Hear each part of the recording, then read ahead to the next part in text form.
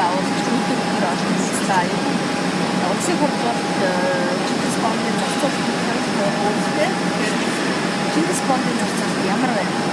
Өнөөдрийн Чингис Бонд бол зөвхөн үйлдвэр дараагүй дээ. Камбиг хавцас асуулсан камбиг үйлдвэрлэлээр томаттай сүнжин ставжижигээ улаан цахилгаан тийм юмнууд нэлээд орсон. Ер нь бол үйлдвэр төгссөн 888 хүсэлтэй үйлдвэр төгссөн хэсгээр нь зориуд явж байгаа. Тэгэхээр үсэн үйлдвэр төлөвлөлтөөр ажиллаж байгаа. Дараагийн бодлогын накапгүй. Гадаадын юм илүү боломж өгдөг ийм үйлдвэр төсөөлөлтөд болсон. Одоо энэ үйлдвэр төсөөлсөн газрууд хийж байгаа юм анзаарч байгаа. Гадаадаас юм авах юм. Дотоодоос юм авах зорилт үүтэй болж байгаа. Эсрэгээр байх хэрэгтэй. Тэгэхээр энэ боломжууд тал дээр одоо та ярьжсэн удахгүй үйлдвэрчдийн хууль болсноо. Энэ хуулиар жишээ тендер одоо Монголын компаниудаа Монгол үйлдвэрчдийн бүтээгдэхүүн байгууллагууд гадаадын хямдхан байсан орцгийг хоригдож жижиг нэртэйгээр бараг. Яг адилхан санал шиг одоо болоод Үйлдвэрчдийн хууль цаадаас үйлдвэрлэж James одоо эцсийн дээр явж байгаа. Тэгэхээр одоо ингээд шинээр оюутны үйлдвэрээр очиж ингээд тийш би даваа аваад Монгол оюутнууд буцаага гаргахад даваан дээр татвар тавьж байгаа учраас би гэхдээ оюутны үйлдвэртэй өсөж чадахгүй биш. Даваан дээр татвар тавьж байгаад боловч юм бол шинэ зүүн оюутны одоо ажилтаа болчих болно шүү. Ийм юмад одоо бид зөвхөн тэр үйлдвэрч ерөн ингээд үйлдвэрүүдийг ажиллаад хахад ерөн татварын асуудал аягүй их байдаг шүү дээ. Ерөн татварын дарамт байна. Тэгвэл одоо батлагдах хууль энийг шийдвэрлэж одоо чадна гэсэн үг үү? Чадна. Ягаад гэвэл татварыг улсын хурд хийчихсэн. Татварыг шийдэх засгийн газар өгч байгаа. Тэгэхээр нөгөө оюутны үйлдвэрээр авчихад энэ даавын татваргүй энэ даавын татвартай гэж хоёр юм яриад биш. Тэгэхээр энэ татвартай даавгаа бушуухан татваргүй бол үе хатан засгийн газар хийх. Тэгэхээр дотоодын өнөөдөр өгөөд 7 хоногийн дараа нөгөө татвар аав татваргүй болох хэрэгтэй байхгүй. Тэгэхээр тэгвэл манад орж ирээ.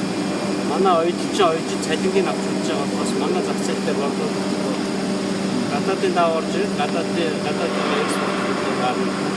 Ийм үйлдвэрийн салбарт биш манай хүнсний бүтээгдэхүүн үйлдвэрлэгчсэн ийм юмштэй. Жишээлбэл одоо гаднаас орж ирж байгаа нарийн ногоотой те хямдхан үнэтэй нарийн ногоотой Монголын ногоочд өрсөлдөх болдог.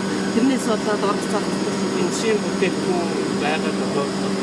Хүнсний ногоон дээр 20% татвар тавьж байгаа шүү дээ. Яг манай хүнсний ногоо ургаж зарагдахгүй.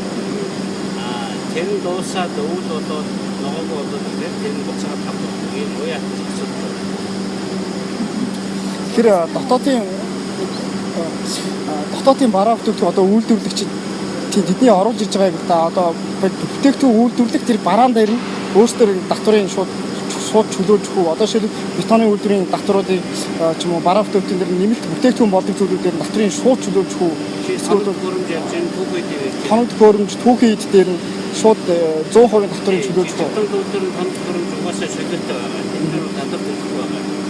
Том үйлдвэрүүдээр гайдын татвар төлөх хугацааг хойшлуулж байгаа шүү. Одоо энэ үйлдвэр бодвол хойшлогдсон байх болж байна. Ийм болж байна. Энэний орчин дотор одоо энэ бодлогын дотор ганцхан баг хэмжээтэй хөнгөн цагааны үйлдвэрээс өснө Монгол биш шүү дээ. Тэгэхээр энэ бол зөвхөн Монголын бүтээгдэхүүн байна. Тэгэхээр хөнгөн цагаан манай үйлдвэр чадахгүй байгаа учраас одоо гаднаас авахаар. Тэгэхээр гаднаас авч байгаа хөнгөн цагааны үйлдвэр нөрөө татваргүй байж энэ бодлогч өөрөө боломж өгдөг авч байгаа шүү. Тийм зөрүүтэй байна. Тэгэхээр бас ингэж Хассан.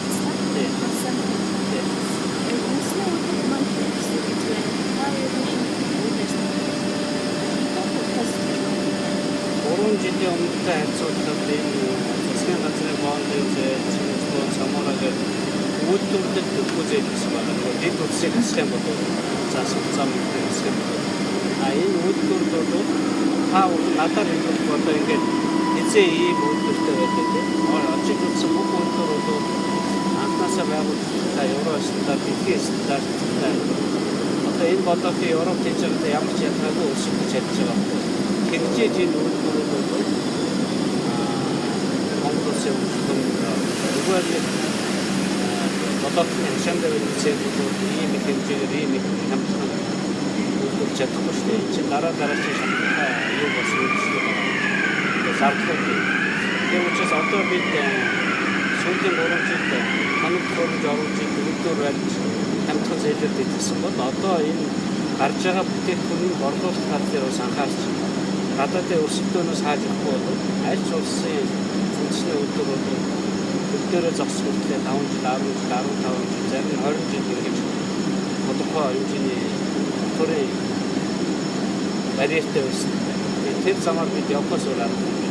Чөлөө зах зээл бол чөлөө зах зээл байдаг. Тэгэхээр бид үндэсний үйлдвэрлэлээ дураар хамгаалж өгч ажлын байр нь Монгол байдаг шүү дээ. Та дөрөв эргэлтийн өрөмгийг бид нар шийдлээ гэж хэлсэнтэй маш олон үйлдвэр эргэлтийн өрөмг авах юм. Ямар гарцсан вэ?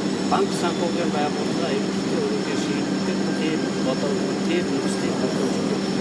Тэс үйлдвэр болгоны зээлийг илүүрсэн дараа шийддэг шүү дээ. Банк тэр үйлдвэр банкнд очиж зээл авах тийм одоо байж идэг. Одоо үйлдвэр чадж байгаа юм тэргүй зээл Одоо дотоодоо хэрэгжүүлж байгаа том бүтээн байгуулалтын дээр үндэсний үйлдвэрлэгчдэд дэмжих тал дээр юу вэ? Жишээлбэл түрүүн ингээд харахад одоо хөшигтэй үндийн бүтээн байгуулалтын дээр төмөр эзүүдээ бүгдийг ингээд Японоос авдаг гэдэг гэж аахгүй. Гэтэл одоо бидний түрүү очиж үзсэн үйлдвэр маань яг тэр бүх бүтээгдэхүүнийг үйлдвэрлэж байна шүү дээ, тийм. Тий. Японоос авсан татварын өнгөлцсөн байна. Гэтэл тэр үйлдвэрийг хийж байгаа бүхэн гадаадас бид нар одоохондоо тэр урлаантай төмрийг хийж чадахгүй байдаг. Одоортой тэр төмөр хоёрыг оруулж ирэх татваргүй болчихсон яг ажлын өсөлтөж чадахгүй. Яг тийм боломжийг одоо энэ үйлдвэрлэлд дэвших үед өгөх юм. Одоо шууд хууль наадмаар гараад хэрэгжиж ирэхдээ маргаашнаас нь орцууд нь татваргүй хавтан өөрөө байх юм бол татвартай болоод ингээ уян хатан ялгаа тавьж өгнө. Та нөгөө ардчилсан намын дарга болоод одоо үйлдвэржилтийг 2 дахь давлгаа гэж хэлсэн байдаг. Яагаад ингэж хэлсэн бэ? Би ч биш аль үйлдвэрч ерөнхийлөгч ардчилсан намын дарга болсон. Ерөөсөө Монгол улс бол нэг юм айлын эрх хөвч шиг бүх юм бэлэн байдаг. Социализмын үед СССР гэдэг улсын төсвийн дэмжлэгтэйгээр амьддаг өөрөө юм хийдэг. Зах зээл жилсний хойно бол дандаа урд уршаас хамаг юм зөөж амьддаг.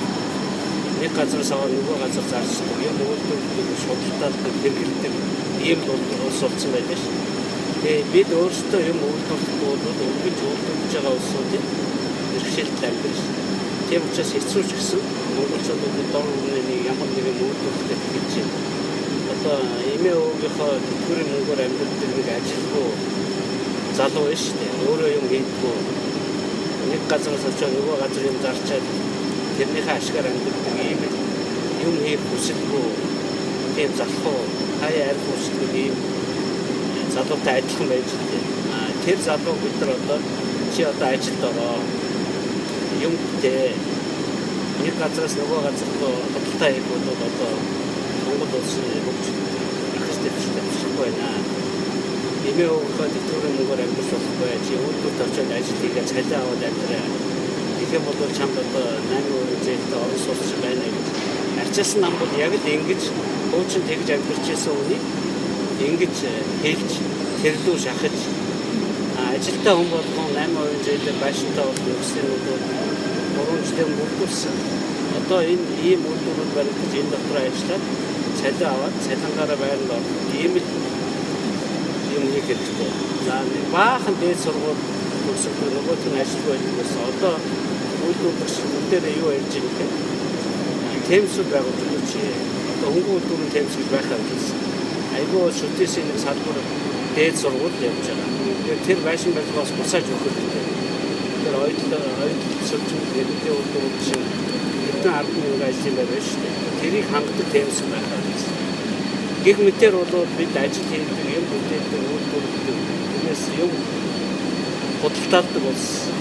Худалдаалдаг хүнд бол ямар нэгэн дэмжлэг байна. Тэр бол өөрөөр юм үйлдвэрлэж байгаа хүмүүс янз бүрийн дэмжлэгүүд байж дээр нь зах зээлийн хамгаалж байгаа. Хамгийн давчноор хэлэхэд нэмээ өгөхөд дэлгүүрийг сорж амьдралтай 8 хэдэн нөхрийг үйлдвэрт авчиж ажиллаж болох гэж.